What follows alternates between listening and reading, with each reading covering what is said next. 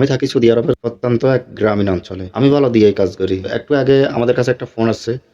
একটা গাড়ি নাকি একটা উটকে মেরে দিছে। ঘটনাস্থলে উটও মারা যায়, গাড়ির ড্রাইভারও মারা যায়। গাড়ির ড্রাইভার ছিল মাসরি বা মিশরের। তো বরাবর মতো আমরা সেখানে যাই। সেখানে পুলিশও উপস্থিত দেখতে পাই। আমাদের গাড়িটা ছিল কারান গাড়ি। এজন্য আসলে আমাদের যাওয়া। তো সেখানে গিয়ে আমাদের গাড়িতে করে দেখতে পাচ্ছেন ট্রাকে উঠাচ্ছে উটটাকে।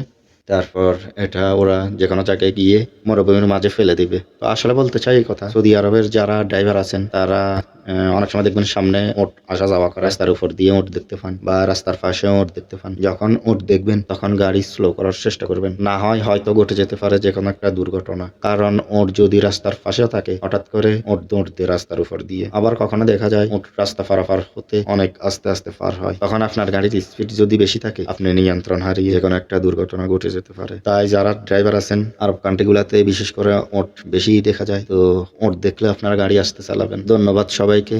ভালো থাকবেন। আল্লাহ হাফেজ।